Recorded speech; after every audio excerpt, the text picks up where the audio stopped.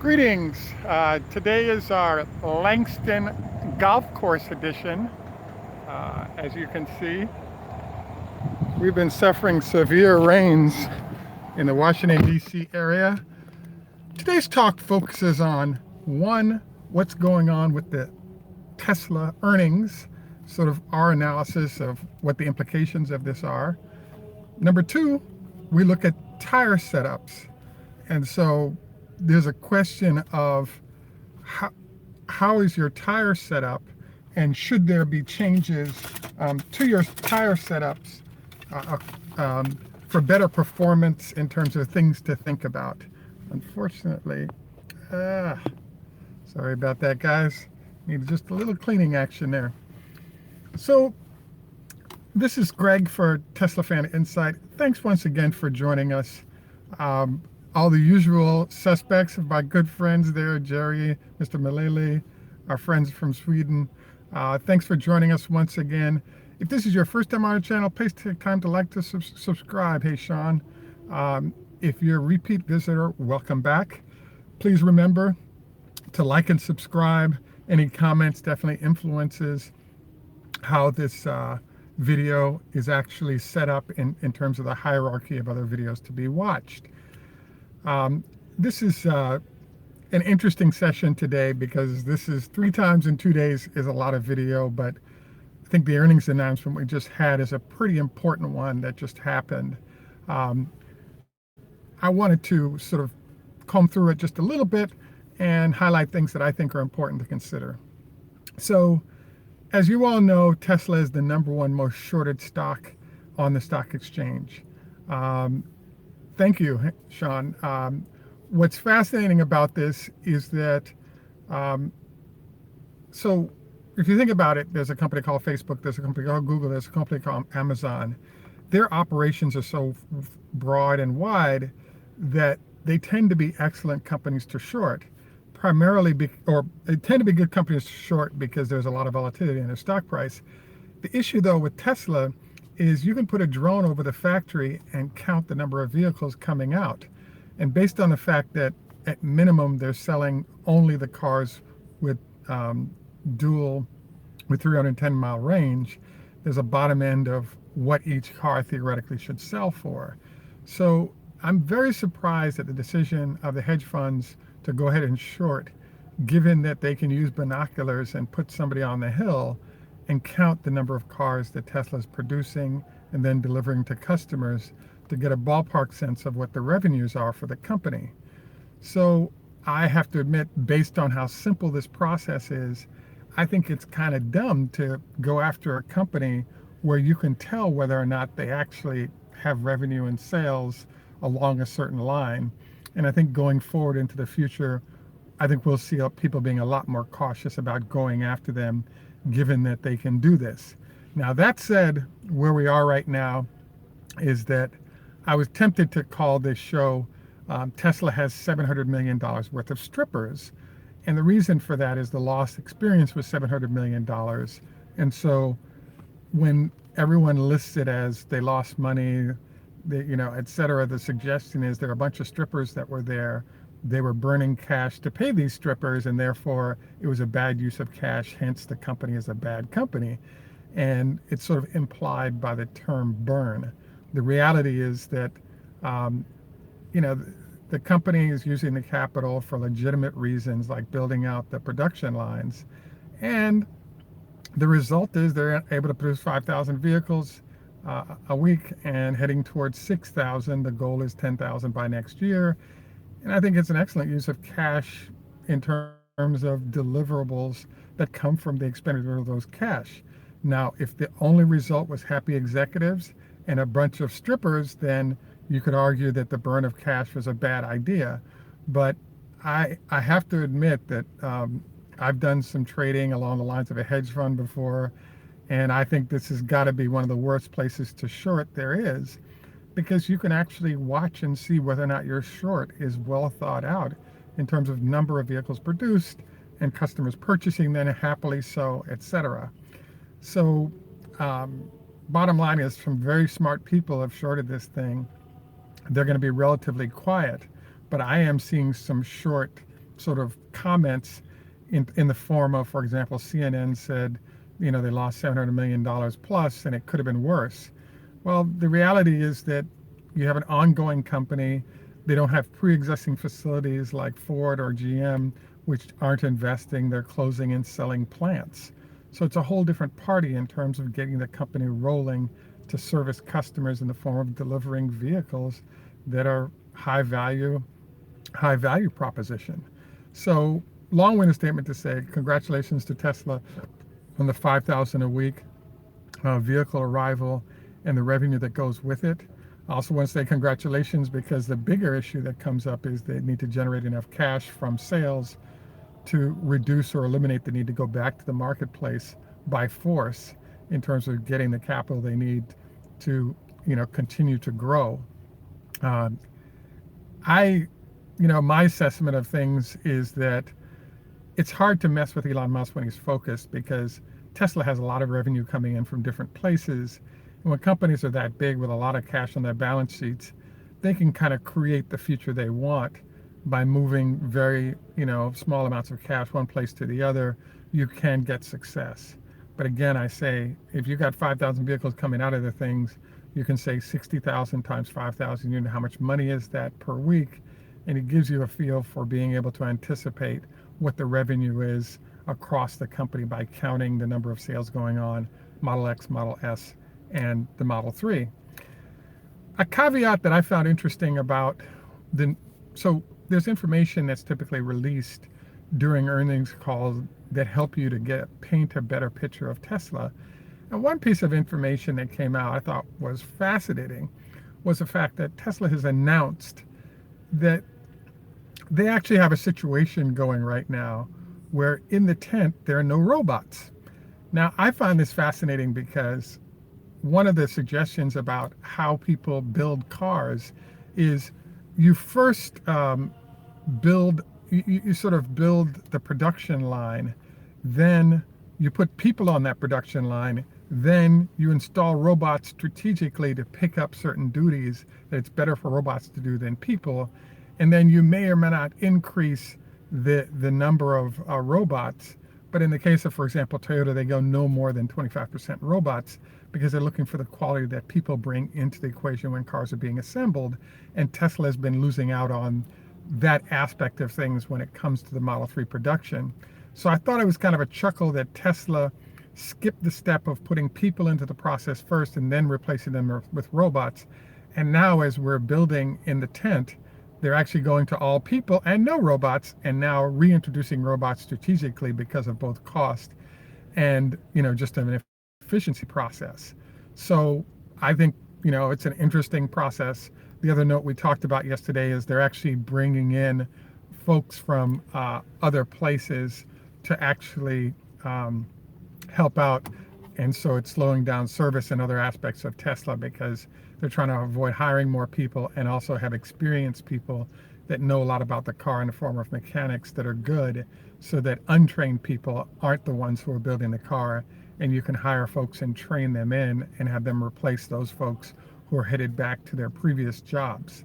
So again, we saw the movement of the stock from 300 to 328.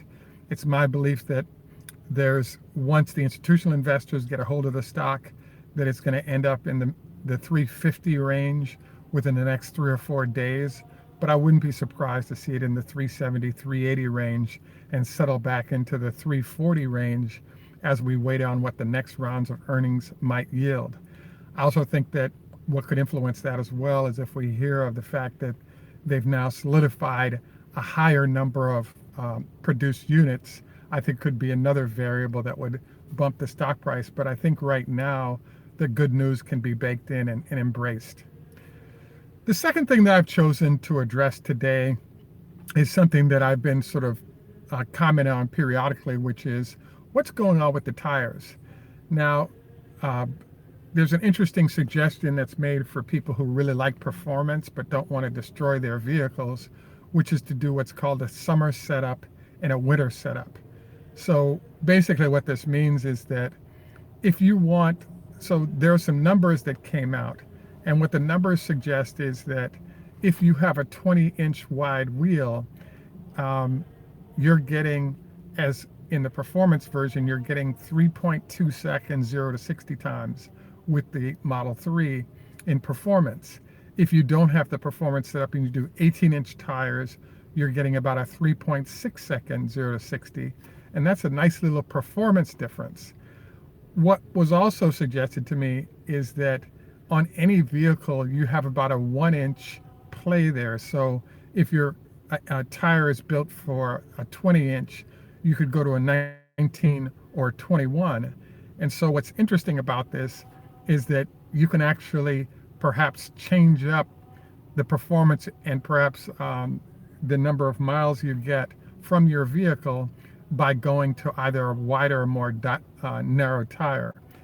The wider tire gives you better performance but will lower the range you get on the vehicle, whereas the more narrow tire, less surface area on the road, therefore you're getting a higher range on that battery.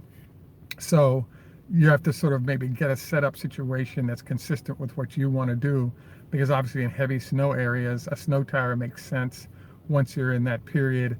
And then once you're out of that, an all weather or even a tire that gives you more performance, given that there's no snow that you have to climb through, is another variable that might be there for one to consider. So in general, I think that we're in a great position right now for Tesla. I wanted to, as I head towards the end of my show, I typically like to introduce some things that reflect other areas of interest but might be of interest to you. And today's quote comes from Benjamin Disraeli, former Prime Minister of the United Kingdom. Action may not always bring happiness, but there is no happiness without action. What thought for the day? The other thing I wanted to review again was that there's I had a chance to meet somebody who's a rheumatologist. I finally understand better what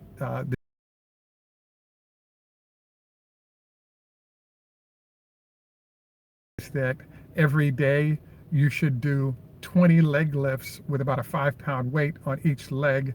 The reason is that it helps to strengthen your quads, and by strengthening your quads, you lower the chance of having to have knee replacements, because those strong quads are helping to support the knee as you age. So I thought it was a good suggestion. The rheumatologist was also sharing with me general concepts on autoimmune diseases. And what that means is that as you age, and for example, you have issues with your joints and it comes to arthritis, your body's natural defenses will start attacking itself because it's sensing the arthritis and it doesn't recognize that itself is there. So there are a lot of products like Embril and other products that help to address this issue currently, but they have side effects. So in the old days, they used to just hit it with light doses of chemo, but the problem with chemo is the side effects could actually be permanently bad for your health, hence the newer classes of drugs that were developed. I think it's nice to understand better how to live better, eat better, and do things that support the success of your body. And if there are little tips that you guys may have for all of us to suggest ideas of things to do, always open to them and welcome them. So my final thought today is that if you don't already own the stock, try to pick it up right now. I think that it's weird that Elon Musk coined the phrase production hell. And I think it's fascinating because if you're building a production line and you're trying to produce cars at the same time, and you've already got the model of how to do that line from Tesla, I thought that was kind of strange. The one last thing that came to mind as a question is that Panasonic just announced that they're building 2 more production lines so they can increase the output of batteries from the Gigafactory. I'm intrigued to learn that they're doing this, because the other question that comes up is if Tesla is trying to get to 10,000 units a week, I'm wondering where exactly are they going to build those new production lines for the Model 3, given how tight space is at the main Gigafactory, or the main Fremont factory. And I do think they will have to build new lines, but obviously they have to, perhaps institutionalize the tent-based production that they're currently doing in order to get those lines built, and therefore the production that comes from them going on the road. Another one of my viewers also pointed out that Elon Musk made some comments related to the Chinese factory. He indicated by 2020 he expects to have 200,000 vehicles a year coming from the new Chinese factory. My take on things with this is that he is he's planning to have at least the basic end of the production facility, which would be initially an assembly plant, should be done a year from now, which is middle of 2019. And I think it's going to take him a year and a half to actually build a gigafactory. I'm amazed that he would only put 200,000 cars a year coming out of there. That's kind of a small gigafactory, I would think, but those are the numbers that he threw out, and I thought it was kind of an interesting footnote on what anticipated numbers are coming out of that facility. Any rate, I saw Sean from Canada is fairly new on our commentary. Thanks for your notes. Jerry, as usual, thanks for sharing. You're right. Detroit real estate is quite cheap, but there is a problem, which is if your suppliers and production of everything else is in one spot, the longer the distance is to those suppliers, the more issues you introduce of weather or time to coordinate how those parts and products are integrated. So, thanks for that suggestion. I think it would be a good idea, but the problem is I think someplace like something called the California Central Valley would be probably a better spot for it, because the Central Valley is only an hour from Fremont and it's dead center between the Gigafactory and the Fremont plant, and the real estate is 1/4 the cost to either lease or buy if they choose to go there, and there's plenty of space to grow if they choose to expand in the future. At any rate, again, I want to thank all of you for taking time out of your day to join us. Exciting news to see Tesla doing well. I expect a further 5 to 10% upward move in the stock in the next week or two as institutions are able to carefully review the data and kind of go from there. Jerry, I think the electronics are being manufactured in Asia, either Taiwan or Korea, but I'm highly confident it's not in the United States, but they're not saying where they are. At any rate, look forward to our next show. We have some things to cover in terms of the new Gigafactory being evaluated in terms of what's going on either in the Netherlands or Germany. A lot of, I think, good things are happening, for Tesla. James, thanks for the comment relative to that. I hope you folks go check out the reference that he provided there. Any rate, thanks for joining us on our golf course edition. I'm going to take you guys out here again, golf course style. This is Langston Golf Course in Washington, D.C. The greens fees are only $12 during the week, so it might be something to consider. They have a really good $5 grits, eggs, and cheese breakfast here that I think you might also enjoy. This is Greg for Tesla Fan Insight. Tschüss. Au revoir, la hitraot, choda hafez, farvel, adios. And in Jamaica, we say, "Nuff respect, walk good man." And Sean, no, I'm not retired, but I like your thinking. And Jerry, thanks for the 1 hour recommendation once again.